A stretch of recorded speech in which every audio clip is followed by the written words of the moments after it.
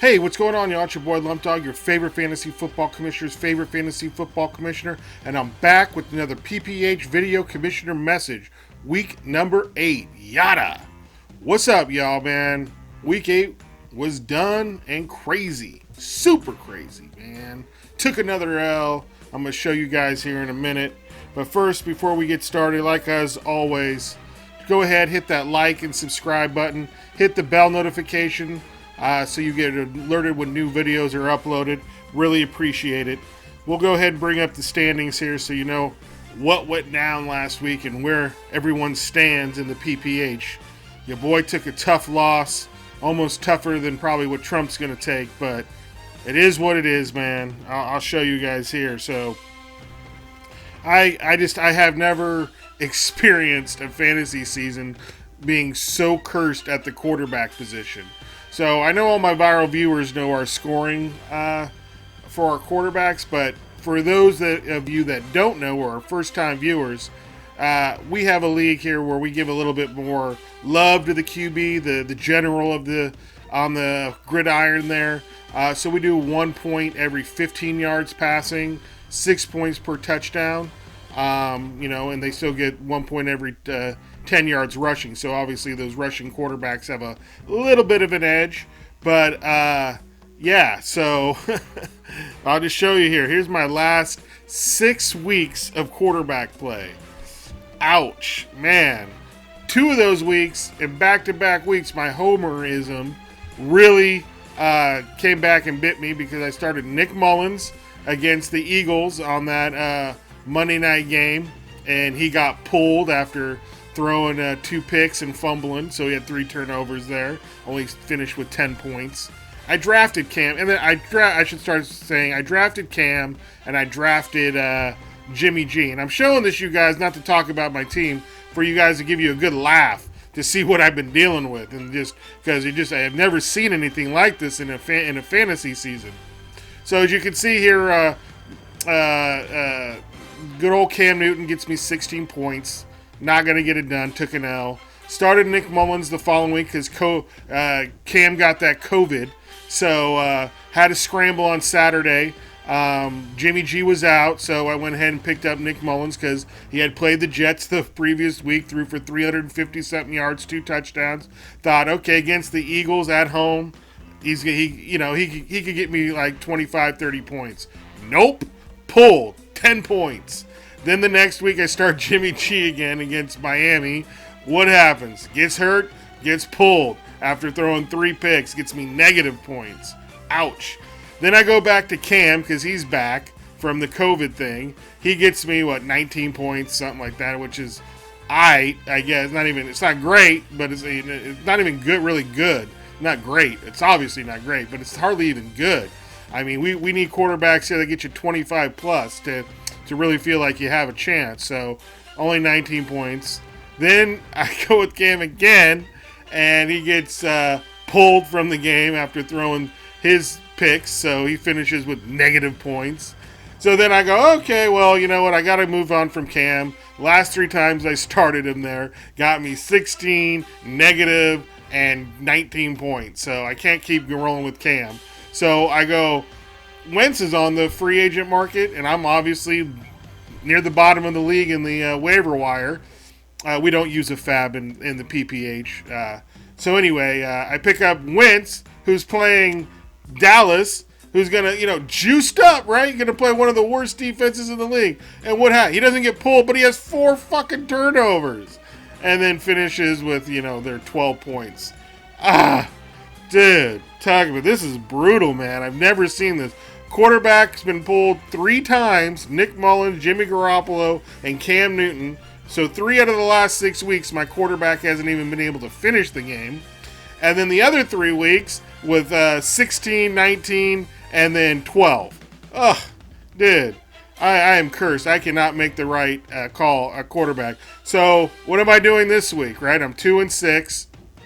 I'm rolling with Cam because he plays Monday night against the Jets, right? I mean, there's just nothing out on the free. I mean, I guess I could go Drew Lock against Atlanta, which I was thinking about, but I figured Cam should be able.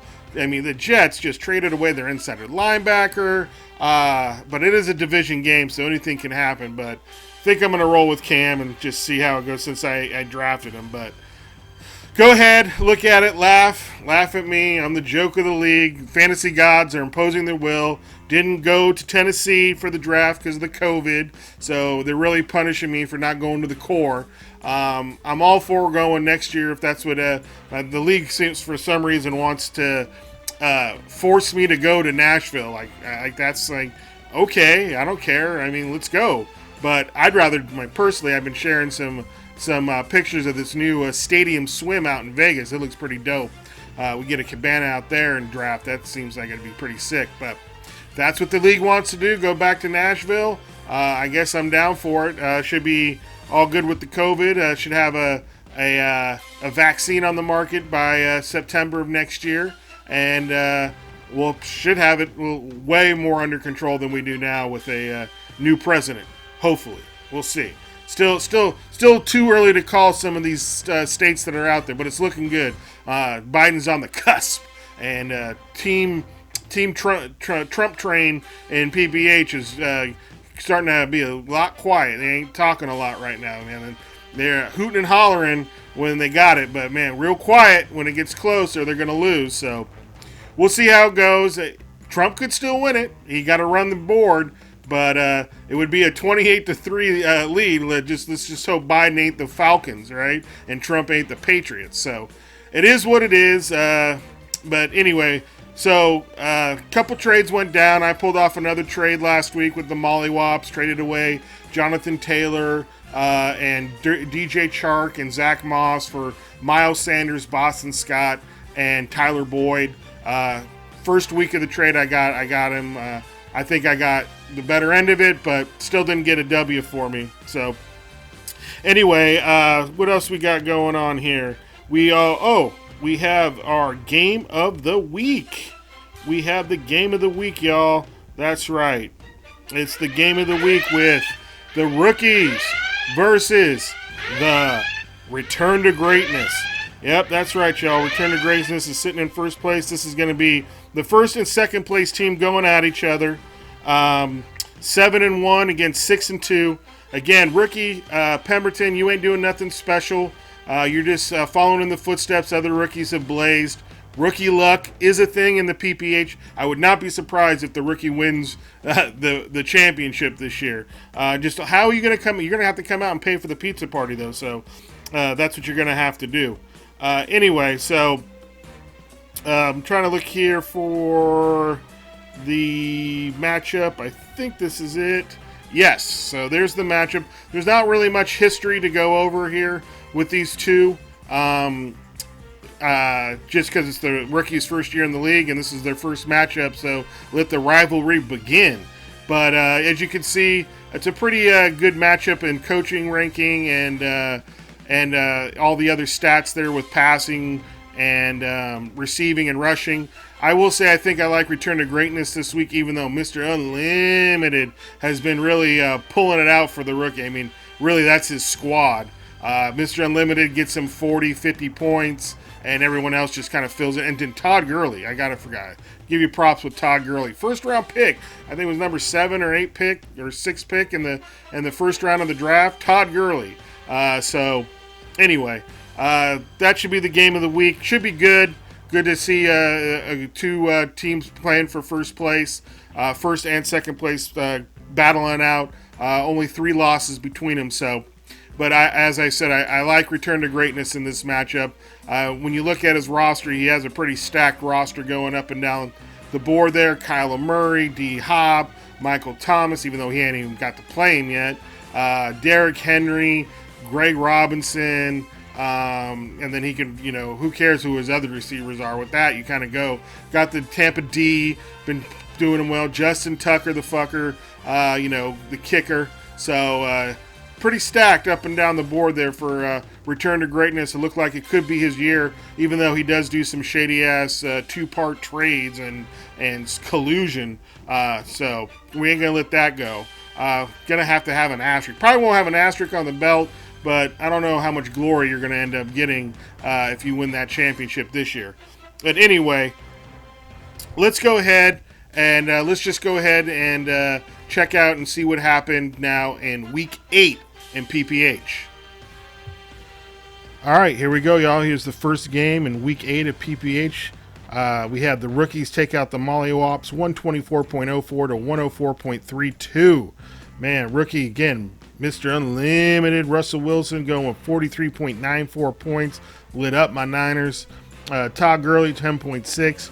15.1 from Brandon Ayuk. I had a feeling about that kid. That's why I drafted him, but had to drop him because I ran into some tough lineup decisions, and I didn't want to collude with anyone to make a two-part trade, so I didn't have to drop him. So I ended up dropping him, and my loss is rookies gain 15.1 points. Robert Woods with 21.4, 10.1 from Rod Gronkowski, and gets the W with 124.04 points, improves to 6-2. Mollywops takes that loss, falls to 5-3. Patrick Mahomes with 58.1 points, gets half his points pretty much out of the quarterback, so that's a tough loss. 12 points from Connor. Got rid of Taylor. He's been a big bust, so glad I was able to do that.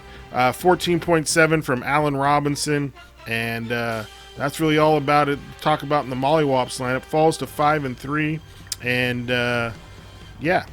All right, here we go. In the next game, we had Return to Greatness take out the Basket of Deplorables. This was our game of the week last week. This was for first place. I had called Basket of Deplorables. He had won his last 6 in a row, but it looks like Return to Greatness was due. Gets the W, 99.43 to 65.45. Basket of Deplorables, man, Baker Mayfield really shit the bed versus the Raiders with only 11.15 points. Jamal Williams goes with 12.2, and then that's really all that went down with the Basket of Deplorables. Only 65 points. You're not going to win many games like that, but he had the W's to take the loss. Falls to 6-2. Return to Greatness, Joe Burrow, 29.73. Shouldn't even really have the guy because he traded a kicker for him, who was looks like it was only a 1-week kicker in this stupid 2-part trade or whatever. So anyway, 29.73. Derrick Henry, 18.2, and then 12 from the Bucks D. Return to Greatness in first place all by himself with that 7-1 record. All right, in the next game, we had the Brewdogs take out Holier Than Thou, 88.93 to 78.85. Some real low scores this week. Drew Brees with 31.33 points. Man, you think if he had Mike Thomas, he would be able to get up into that 40s, right? Gus Edwards, good free agent pickup with 14.7. And then 20 points from the Cowboys D really showed Duke what was up. Duke was like, "What are you doing there, boy? What are you doing picking up the Cowboys D? Oh, my God." Ends up getting 20 points out of him, right? 4 turnovers from Wentz. So the Brewdogs gets the W and improves to 4-4. Holier Than Thou, Ryan Tannehill with 26.75, 23.3 from Devontae Adams, and then that was really about it on his squad. Falls to 3-5. And the next game we had Patty Whack showing up big time with 128.96, taking out JM Boogaloo Boys for 69.6 points. JM Boogaloo Boys was 17.9 from Bridgewater, 16.3 from Kamara, 12.3 from that Young Ho, and that was really about it. Again, only another low score was 69.6 points. Why can't I, when I'm putting up one of these 70 weeks, play a guy with putting up a 60-point week? My schedule's been brutal. Patty's Playboys, Lamar Jackson with 20.56, Gio Bernard with 19.8, 21.8 from Tyreek Hill, DJ Metcalf with 29.1, 16.8 from Ryan Succop, and man, I can't believe Patty's only 2-6. He has the number 1 and 3 ranked receivers, scoring receivers in fantasy and non-PPR right now with Tyreek Hill and DK Metcalf. Man, you just think if he had paid attention a little bit more during the season, beginning of the season, got a win, extra win or two, he'd be right in the mix. But looking pretty dangerous there with that receiving core. But again, Gio Bernard, until when Mixon gets back, is going to lose some value. But maybe Lamar Jackson can pick up that slack. Anyway, Patty's Playboys falls to 2-6. JM Boogaloo, improves to 2-6. JM Boogaloo Boys falls to 4-4. And the next game, our weekly winner, the Haters, congratulations, beating Dirty High T 134.87 to 103.3. Dirty High T, Jared Goff with 18. Justin Jackson with 14.2. 13.8 from Fulgham, 17.9 from Travis Kelce, and 12.2 from Wayne Gallman. Man, that's a pretty good score against the Tampa Bay D. And then 12 points from the Seahawks defense. Wasn't enough, though, to get him over the hump. Haters led on his team, Aaron Rodgers with 35.57, and, of course, the big score from Dalvin Cook, 47.6, almost 50 points. Crazy. 4 touchdowns. 163 yards rushing, 63 yards receiving, almost Derrick Henry-esque, right? And then 22 from the Eagles defense gets him the win, gets him the weekly, proves to 4-4, and Dirty High T falls to 2-6. In the next game, we had the 289ers take out Just My Luck, 99.59 to 89.51. Just My Luck, man. Josh Allen has just slowed down. He was blowing up in the beginning of the year, those first 3 or 4 games, putting up them 40-point games, and hasn't really done that since, man. You really missed the boat on trying to sell high on him. David Montgomery with 10.5. Oh, Just My Luck also lost Nick Chubb, so that's been kind of brutal for him too. Dallas, man, 17.8 points, 17.4 from Curtis Samuel, and then 22 from the Colts D. Man, look at his quarterback, kicker, and then I guess his tight end really depressed his score. Hard to see how he didn't break 100 points with, 2 running backs in double digits, a receiver, and in your defense scoring 22. So anyway, Just My Luck takes that tough loss, falls to 2-6. 289ers, Justin Herbert with 32.89 points, 13.8 from Josh Jacobs, 14.7 from Julio, and then 12.7 from Keenan Allen, and 99.59 points gets him the W, improves to 5-3. And then in the last game of the week, we had your boy, Mr. Sweet Spot, losing to the Juggernauts, 77.61 to 111.06. Tom Brady with 30.86 points, 13.1 from J.K. Dobbins, 11.5 from Mike Evans, and then 12 from Cooper Kupp, and 26 from the Steelers D, man. Every time I tuned into that game, man, they were getting a sack. I was so sick of it, man. I'm tired of our sacks being 2 points. They shouldn't be 2 points. You shouldn't get 8 points for 4 sacks. It should be 4 points. I don't get it. I don't understand why we got to do that. But anyway, again, my team, Carson Wentz, Bugog against Dallas. Great matchup. Sunday night, prime time, and he comes out and just shits the bed. Fumbles twice, 2 picks, 4 turnovers, only 1 touchdown to actually 2 touchdowns, but anyway, the turnovers wiped out the touchdowns. So 12 points doesn't get it done. 13.6 from Boyd, and then 15.2 from Will Lutz, and you can see I fall to 2-6, as I was saying in the beginning of the intro. I'm pretty much done. And then Juggernauts right in the middle of the pack there, improving to 4-4. All right, well, there you guys go. There was week 8 in PPH. All right, there you go, y'all. There was week 8 in PPH, man. As you can tell, my team is in shambles. I don't know what I mean. No, don't matter who I start at quarterback, they just do not get it done. Wentz, Jimmy G, Nick Mullins, Cam Newton. I guess I'm picking just the 4 worst quarterbacks in the league. So it is what it is. Like I said, fantasy gods, I'm willing to take it. By the way, next week is the trade deadline. So week 10 is the trade deadline. That means if your guys play on Thursday, that means that after they play on Thursday, they can't be traded. If they play, and then all trades have to be done by Sunday morning. So that's how it's going to work. And that's how it always works. So again, next week, week 10 is the trading deadline. I only got 4 more fantasy commissioner messages left to do in the season.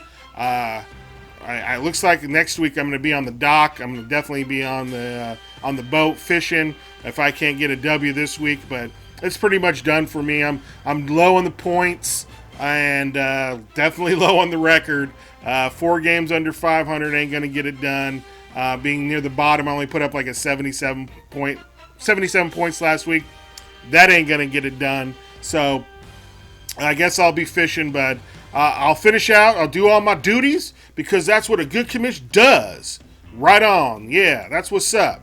Because, I ain't letting no sucker cuck like some of y'all who, don't make the playoffs and they just get to go into the wind and not get hear or see anything anymore. I still come up on here. I still go show my face, and I'm going to, come out here in video and still talk my shit because that's what the Commish Lump Dog does. And that's why I am your favorite fantasy football commissioner's favorite fantasy football commissioner, because I don't run and I don't go hiding if I don't make the playoffs. You know what I'm saying? Yeah, that's what's up. Actually, you know what? That's more than what's up, because I'm a stand-up dude and a fair dude. Exactly. And that's how we run. I run PPH, and that's the way it is. So 4 more commish messages. Trading deadline next week. Y'all been warned. Lump Dogs out. See y'all next week. Peace.